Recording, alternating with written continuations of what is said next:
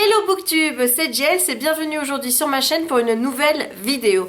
Alors aujourd'hui on se retrouve pour un débrief et un débrief un petit peu particulier puisque je vais vous parler des premiers épisodes de la série Shadowhunters, la série télé inspirée de la saga The Immortal Instruments de Cassandra Clare. J'aimerais bien déjà faire un petit disclaimer et surtout préciser aux gens qui n'ont pas vu ce premier épisode ou qui n'ont pas lu le premier tome de la saga The Immortal Instruments que je risque de les spoiler. Il est évidemment difficile de donner son ressenti sur un premier épisode sans évoquer les événements qui s'y passent ou alors sans faire référence à la saga en elle-même. Donc si vous n'avez pas encore vu l'un ou l'autre et si vous ne souhaitez en aucun cas être spoilé, eh bien je vous conseille de revenir voir cette vidéo quand vous aurez vu la série ou lu le livre, à vous de voir. J'ai donc regardé le premier épisode de Shadowhunters sur Netflix puisqu'il était diffusé au lendemain de sa diffusion aux États-Unis. Et dans cette vidéo, je vais donc vous donner mon ressenti sur ce premier épisode. Est-ce qu'il est conforme ou pas à la saga ?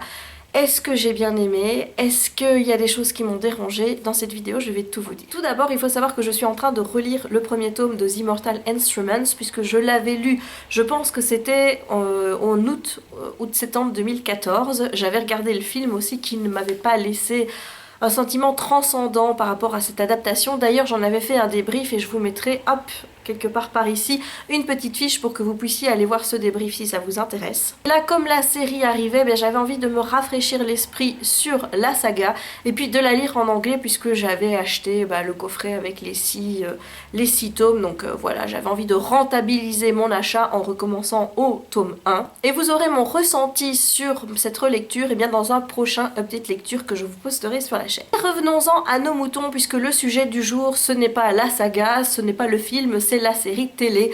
Est-ce qu'elle est conforme aux attentes que j'en avais? Eh bien tout d'abord la première chose à vous dire c'est que je n'avais pas d'énormes attentes par rapport à cette série. Tout simplement parce que c'est diffusé sur ABC Family. C'est un programme qui est donc assez jeune, assez familial. Donc je m'attendais à une adaptation très teenager, très jeunesse par rapport à cette saga, donc forcément j'avais pas des attentes énormes. L'essentiel pour moi était de retrouver les personnages et l'esprit de la saga livresque. Alors est-ce que ce premier épisode était conforme à mes attentes? Globalement je dois dire que je suis assez mitigée, il y a quand même eu pas mal de changements par rapport à la saga livresque et c'est vrai que même si c'est une série télé, même si je m'attends évidemment à ce que les choses soient étoffées pour pouvoir tenir sur la longueur, je m'attends quand même à ce que certaines choses soient respectées et ça l'a pas été. Et donc forcément ça m'a un petit peu gênée. Ce qui m'a vraiment énormément gênée, je dois dire, c'est d'abord les acteurs. J'ai trouvé qu'ils étaient pas terribles. Alors au niveau des représentations des personnages, là je dois dire que ça colle plus ou moins. Clary est rousse, je trouve que le roux par contre lui va pas trop à l'actrice. Je pense que c'est une couleur qu'on lui a fait pour coller un peu au personnage. Mais là du coup voilà, ça choque un petit peu au niveau de la couleur des cheveux, c'est un peu trop du coup. Jace est vachement plus mignon que dans le film, donc ça c'est un bon point. Alec est super canon et Isabelle aussi. Et je dois dire que Simon, pour un nerd, pour un geek, voilà, il est vachement mignon aussi. Donc au niveau du cast, là ça va, j'ai pas trop de remarques à faire. Ce qui m'a un petit peu gêné, c'est le jeu d'acteur parce que j'ai trouvé qu'il était pas bon. Je trouvais vraiment on était dans du bas de gamme au niveau du jeu d'acteur. Il y avait pas de choses vachement très crédibles. On était beaucoup dans le surjeu pour certaines choses, notamment au moment où Jace se bat avec un membre du cercle devant l'église et Clary le regarde et Simon qui n'est toujours pas au courant de ce qui se passe, lui ne voit rien. Les réactions de Clary, j'ai trouvé ça complètement ridicule, voilà. Il y a des jeux d'acteurs qui me plaisent pas trop. Jace, alors là, Jace, même si le mec est mignon, je dis pas, il y a des problèmes au niveau de la représentation que j'ai de Jace. Pour moi, c'est quelqu'un qui, au départ, s'en fout un petit peu de Clary, je veux dire, il la charrie beaucoup. Il se titille, il y a un petit côté je m'en foutiste dans le personnage qui fait tout son charme, une certaine désinvolture, une certaine prétention dans le personnage de Jace qui fait qu'il est Jace et qui fait que voilà les petites piques, les petites phrases accrocheuses qu'il va dire dans le livre, et tout de suite ça va donner du caractère à ce personnage. Et là j'ai pas du tout retrouvé tout ça. À vrai dire, je sens un Jace qui est très terre à terre et qui est déjà on le sent très attaché à Clary dès le départ. Voilà, il n'y a pas ce petit côté je m'en foutiste et je te titille. Là, on est tout de suite dans je vais prendre soin de toi, etc. etc. Donc il y a une gravité dans cette relation qui n'était pas là au départ, puisqu'on est sur quelque chose de vraiment voilà, superficiel au départ entre Jace et Clary. Et là, vraiment, on essaye de nous dire ouais, ces deux-là, il y a un truc, vous allez voir, il y a une relation qui va se mettre en place. Et ça se sent dès le début qu'ils veulent aller vers ça. Et donc du coup ça enlève un petit peu de naturel à la relation entre les deux. Et aussi, il y a une gravité dans cette manière de parler, même quand il fait des blagues comme il les fait en disant oui, oh ben c'est dommage que les Mundanes, ils ne me voient pas parce que, voilà, moi, il loupe vraiment quelque chose, quoi. Enfin, je vois ça, Jace me le dire sur un ton avec un petit clin d'œil et tout, vous voyez quelque chose de vraiment très léger et tout. Et là, ben, la manière dont le personnage le dit, ben, ça passe pas du tout. Donc du coup, on retrouve pas trop Jace dans cette interprétation. Donc j'espère que ça va s'améliorer au fil des épisodes, mais là voilà, j'ai un petit manque par rapport à Jace. Je vais passer maintenant outre ces considérations par rapport au jeu des acteurs pour vous parler un petit peu de l'épisode. Il y a déjà beaucoup d'informations qui sont données dans ce premier épisode et je trouve que parfois ça va un petit peu trop vite. Par exemple, dès le départ, vous avez Clarisse qui mange un biscotti.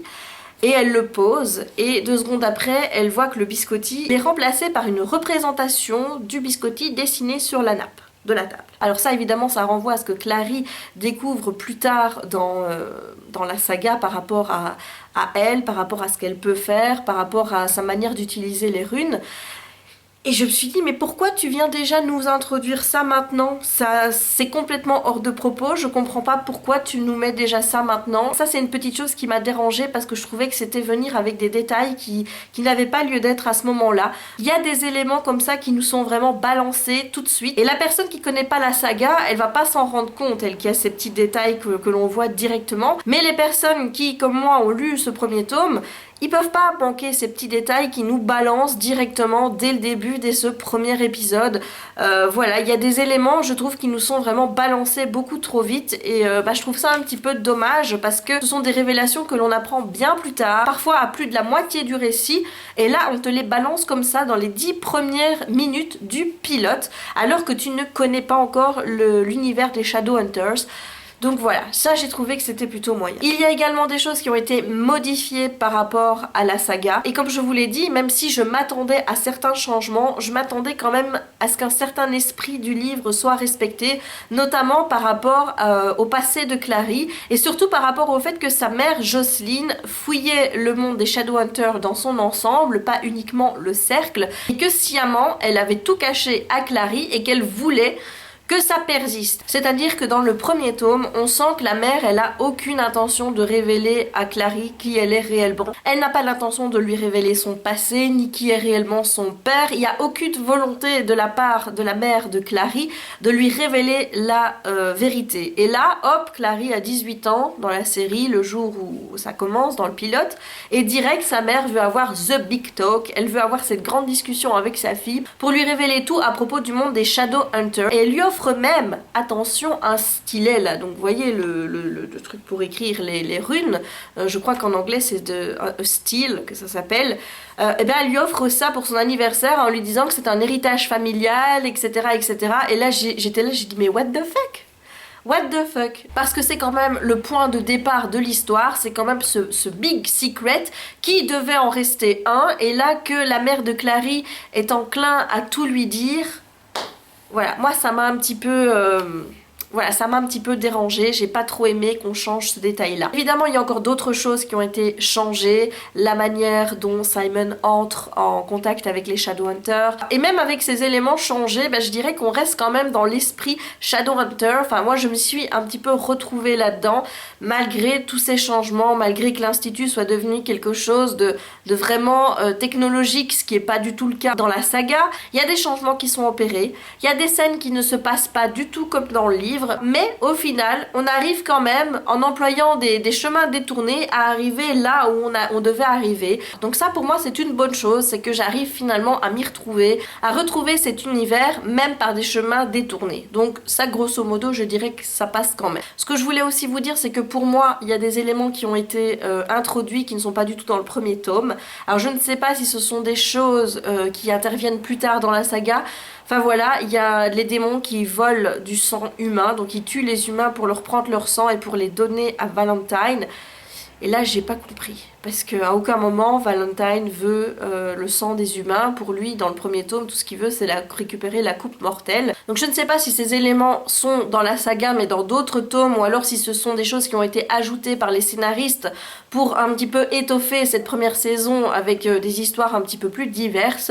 Je n'en sais rien, mais voilà, cette histoire de sang humain, moi je sais pas d'où elle vient. En bref, je vous dirais que mon avis sur ce premier épisode est assez mitigé, tout simplement parce que d'un côté, j'ai envie de vous dire que je l'ai préféré au film, même si je trouvais que le film respectait un petit peu, en tout cas dans sa première partie, la logique du livre. Ici, j'ai été un petit peu déçue par certains changements effectués, et j'ai également été déçue par le jeu des acteurs, mais je n'ai pas envie de juger cette série sur un seul épisode, et je pense qu'il en faudra plusieurs avant que j'aie un avis concret sur l'intégralité du cast, de l'histoire, de voir un petit peu comment ça va se passer. Je ne pense pas que je vous ferai un petit débrief toutes les semaines pour chaque épisode, mais en tout cas je pense en faire un en fin de saison 1 pour vous donner mon avis global sur cette première saison. Et vous, qu'est-ce que vous en avez pensé de ce premier épisode? Est-ce que vous l'avez aimé? Est-ce que vous ne l'avez pas aimé?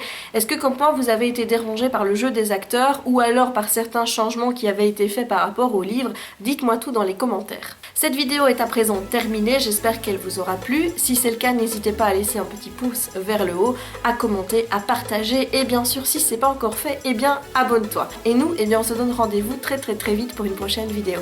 Ciao!